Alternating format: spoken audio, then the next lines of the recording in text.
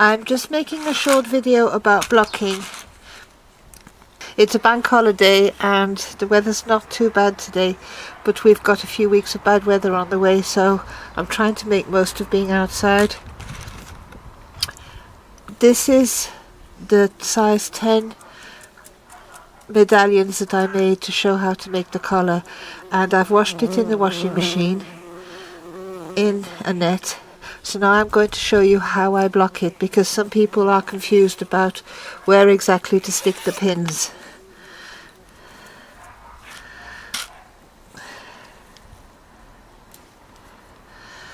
So the first thing I'm going to do is spread it out and check I've got the right side. So you can tell on the reverse the stitches are kind of a little bit more lumpy, and on the right side they are much smoother. So right side up. And what you need to do then is find a center point.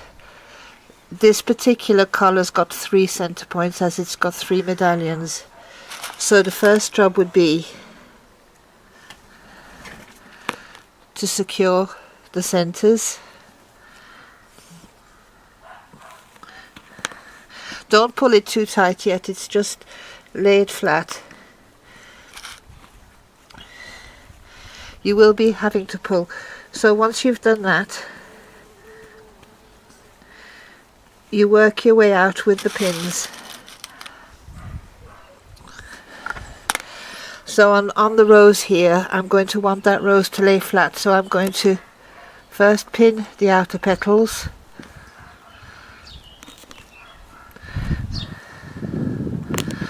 So I give it a slight pull so that they lie flat. What you're trying to obtain is the shape of the lace after it has dried. So the way you pin it is going to determine what it looks like when it's dry. So I can see now that the inner petals need to lie flat, so I'm going to pin these down.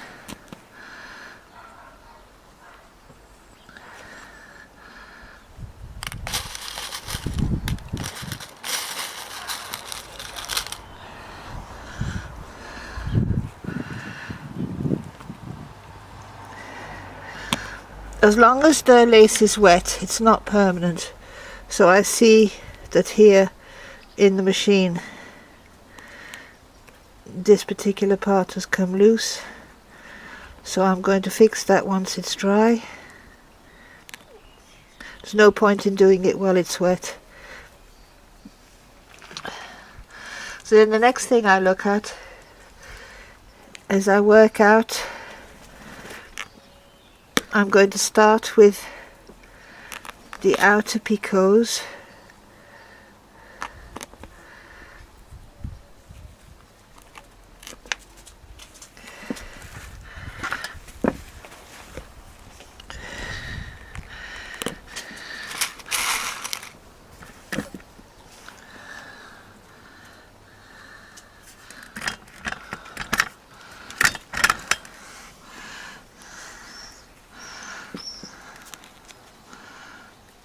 As you can see, I'm pulling it into shape so that it forms a circle.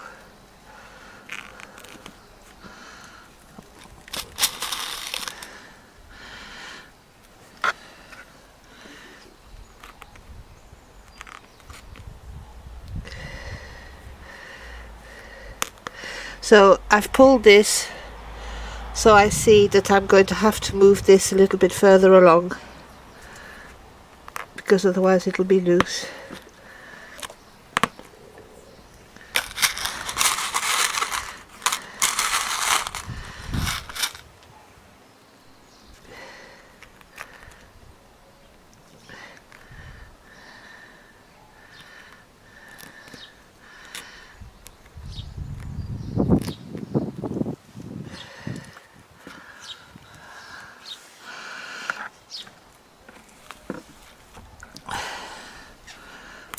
So I could move this a little bit further. So now I'm adjusting the pins to form a better circle. So like I said, I see that this is too close, so I'm going to need to stretch this further away.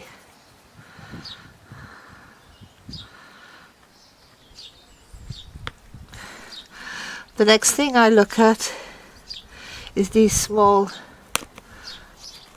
chains.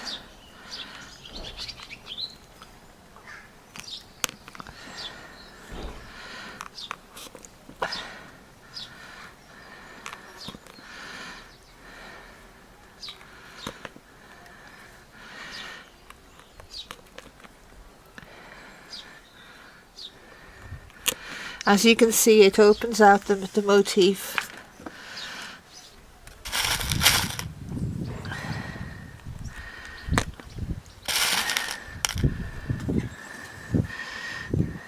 It's best to have lots and lots of pins when you want to do this. It's quite easy to run out.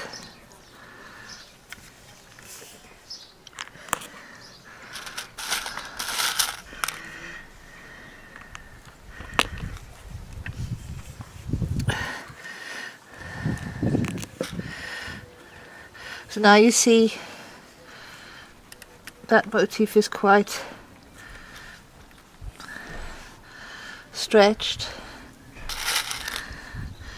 and now I'll work on the outer edge. I take the largest picot. I might have to rearrange the stitches so they clump together a bit better.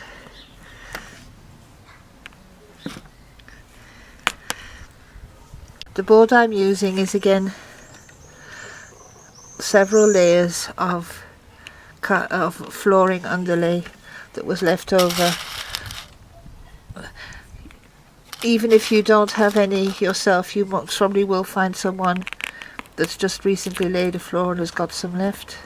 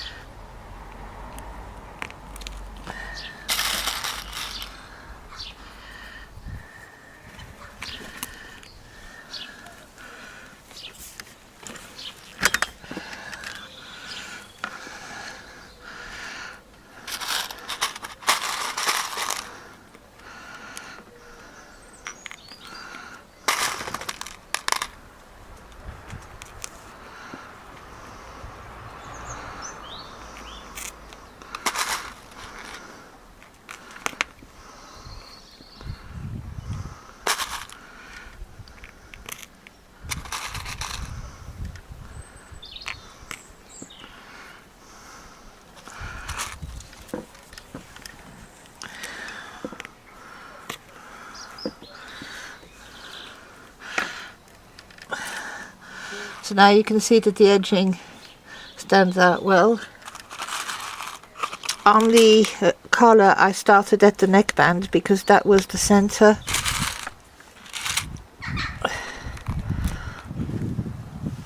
of the piece.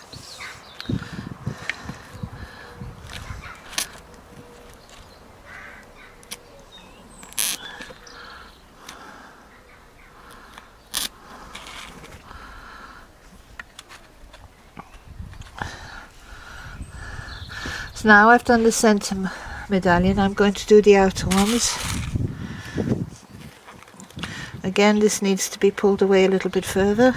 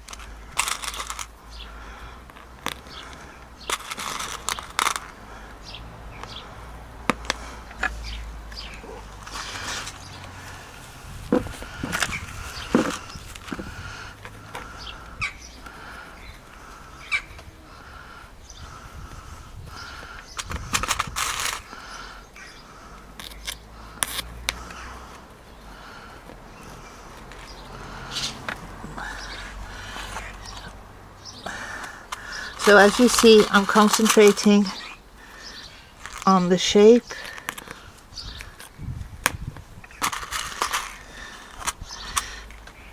And you will have to adjust pins and change their positions as the work stretches.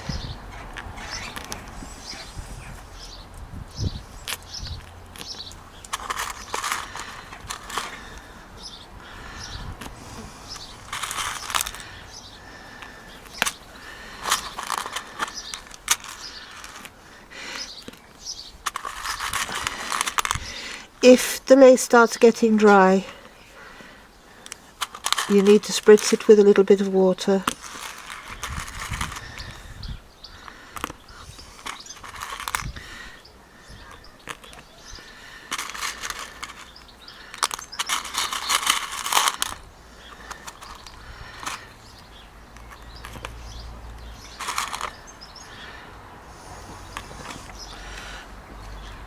So that's the second medallion opened up, and now I'm going to work on the edge. Again, I take the longest picot first.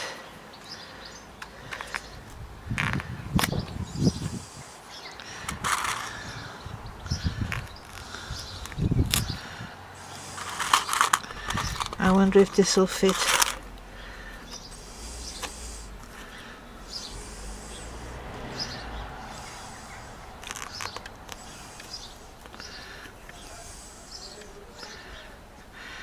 That's better.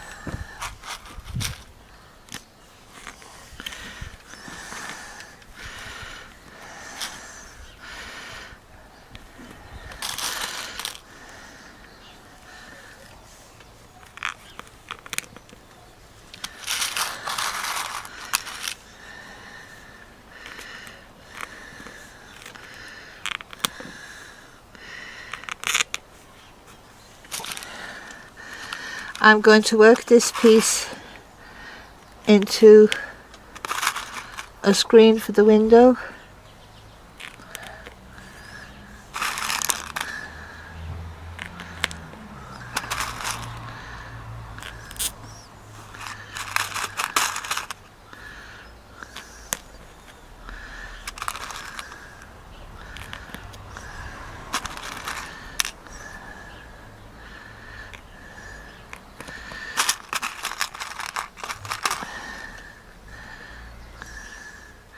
So the aim of blocking is to get the lace to take on its shape when it's dry.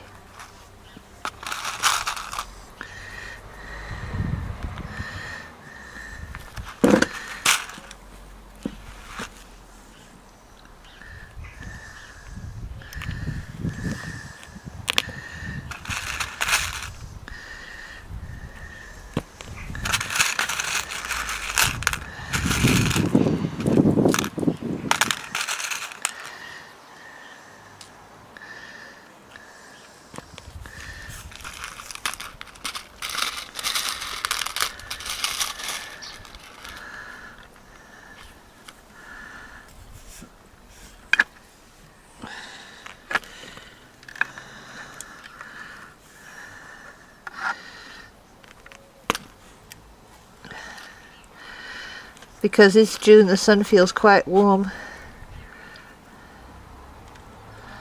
so it's really pleasant to be out. Got to make the most of the weather in Ireland. You never know when it's going to be good. We could have 4 seasons in one day.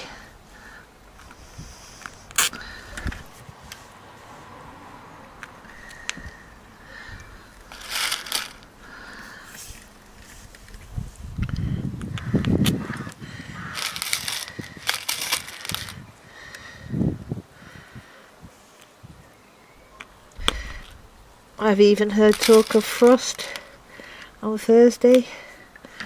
I hope not.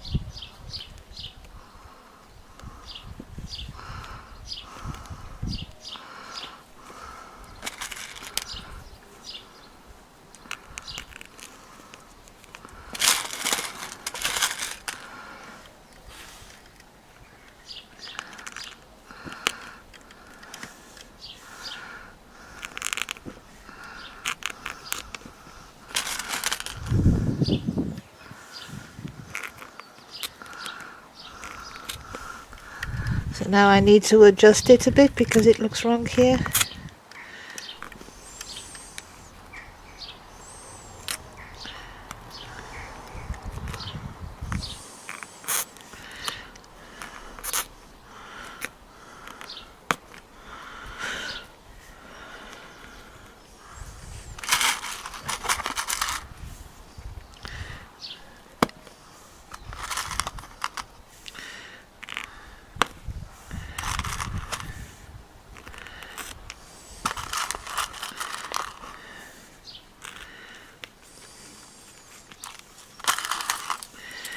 It's important that the work stays wet.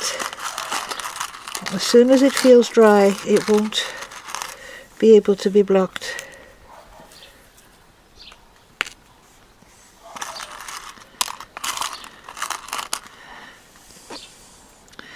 I'm going to be spraying it with starch.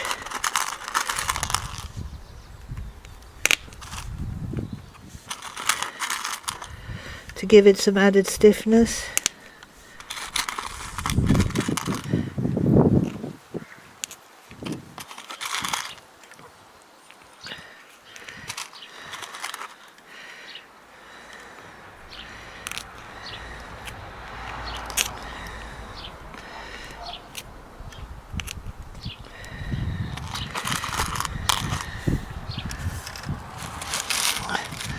You need to try and get the pins in where the picot is. I'm not pushing it through the picot but against the picot.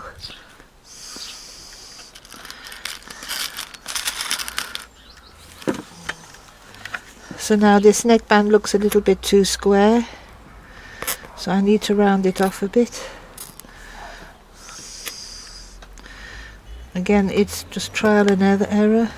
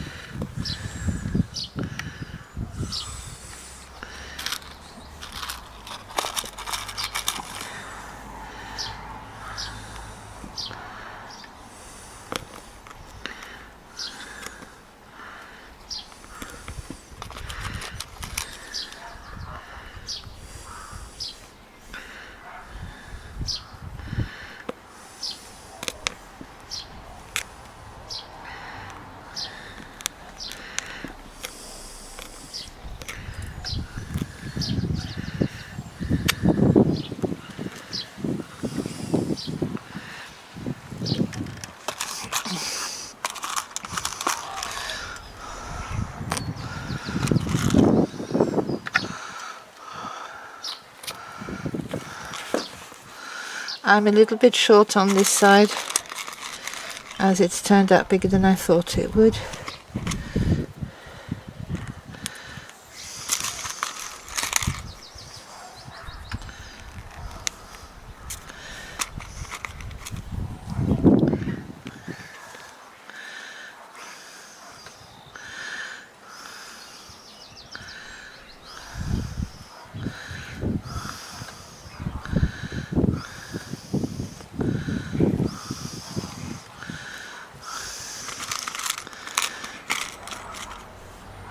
So I'll just stretch this.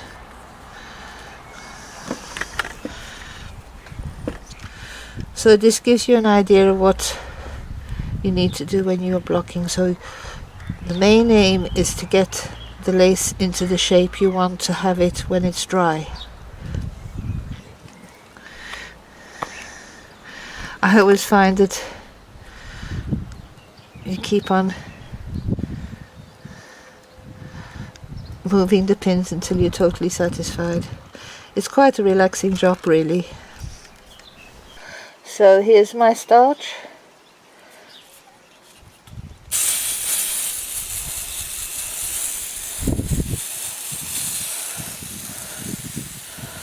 And now I let it dry. So when it's dry, I'll come back and take the pins out. The lace is now dry, so I can remove the pins. And as you can see, the lace stays in the position that it dried in. So it has a little bit more stability.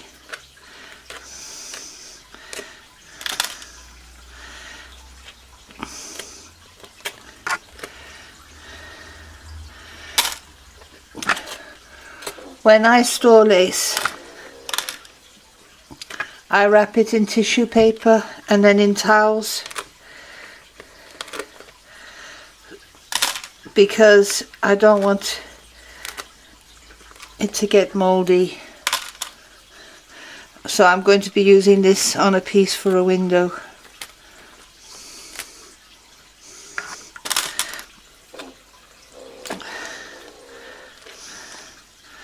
So I hope that anybody that had any problems with blocking now knows how to do it.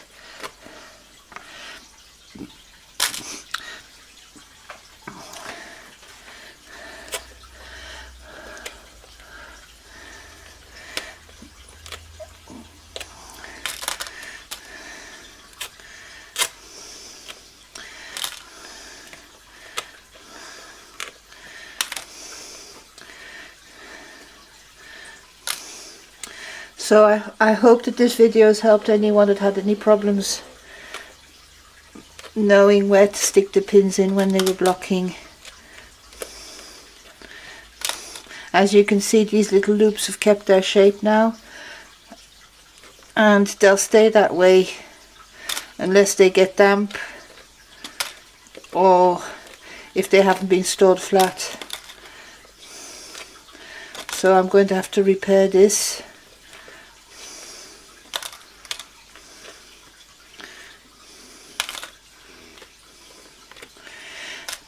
This is one of the reasons why it's better to wait tucking the end threads in until after it's been washed. That was the end point of the round, and it's come loose. So I must probably cut it off a little bit too short.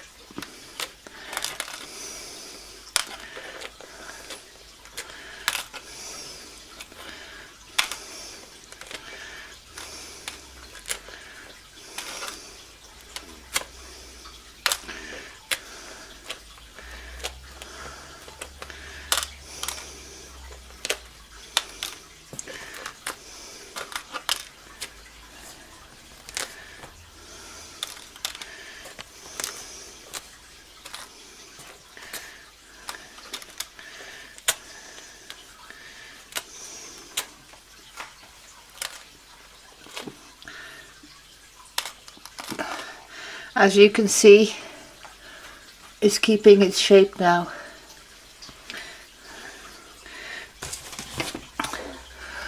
For my next project, I'm making all the flowers for the collar that you can find in the Manchester School of Embroidery book number 2.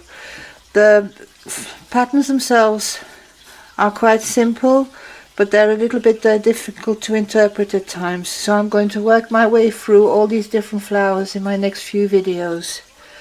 I hope you enjoyed this, and I'll be uploading a video with the first flower soon.